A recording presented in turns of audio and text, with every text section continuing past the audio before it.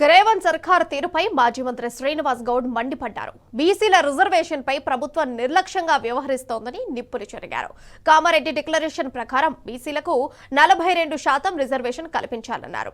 తూతూ మంత్రంగా కులగణన చేపట్టి చేతులు దులుపుకోవాలని చూస్తే అది కుదరదని హెచ్చరించారు. స్థానిక సంస్థ ఎన్నికలలో 42% బీసీలకు రిజర్వేషన్లు చేస్తానన్న ప్రభుత్వం మాట నిలబెట్టుకోవాలని డిమాండ్ చేశారు. మరి కామారెడ్డి డిక్లరేషన్ తర్వాత 6 నెలల్లో దీన్ని అమలు వచ్చేటట్టు చేస్తాం, 42%తోనే ఎలక్షన్లు మేము పోతామని చెప్పి ప్రకటించడం జరిగింది. ఒప్పులో తప్పులో బీసీ జనగణన చేసిరు, సంతోషం. అసెంబ్లీలో తీర్మానం చేసిరు, దాన్ని అన్ని పార్టీలు కూడా సహకరించినాయి, అది కూడా సంతోషం. 42% రిజర్వేషన్ ద్వారానే ఎలక్షన్ మేము కండక్ట్ చేస్తామని చెప్పి పొంగులేటి శ్రీనివాసరెడ్డి ఎలక్షన్లు రాబోతున్నాయి త్వరలో అని చెప్పిండు.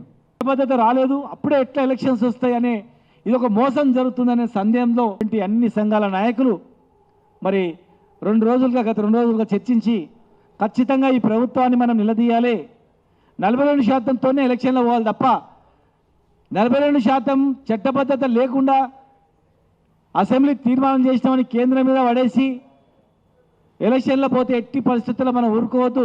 42% రిజర్వేషన్ తర్వాతనే ఎలక్షన్లు పెట్టాలి. అసెంబ్లీ తీర్మానం చేసి ప్రధానమంత్రి మీరు అయినా కలిసిండ్రా?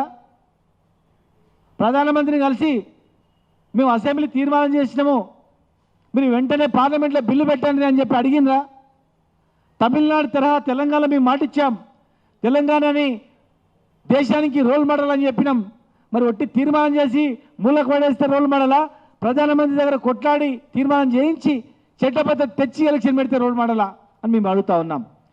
మీరు ఎక్కడ కూడా ప్రధానమంత్రిని కలవలేదు, ఎక్కడ కూడా పార్లమెంట్లో చర్చించలేదు, పార్లమెంట్లో స్తంభింపజేయలేదు, పార్లమెంట్లో ధర్నా చేయలేదు, ఢిల్లీలో ధర్నా చేయలేదు, కనీసం అఖిలపక్షం మీటింగ్ పెట్టలేదు, అఖిలపక్షాన్ని తీసుకొని ఢిల్లీ కూడా పోలేదు. నిజంగా చిత్తశుద్ధి ఉంటే ఇచ్చిన మాట ప్రకారం బీసీలకు 42% ఇవ్వాలని ఉంటే గ్యారంటీగా ఈ ప్రయత్నాలు చేసేది.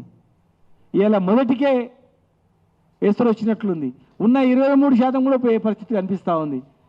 42%తోనే ఖచ్చితంగా రిజర్వేషన్ చట్టబద్ధ తెచ్చే తెలంగాణ ఎలక్షన్లు పెట్టాలి, మొదటి డిమాండ్.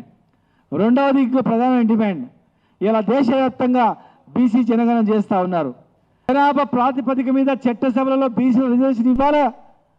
అప్పుడే మీరు చేసినటువంటి సెన్సస్కు ఒక క్వాంటిటీ ఉంటుంది.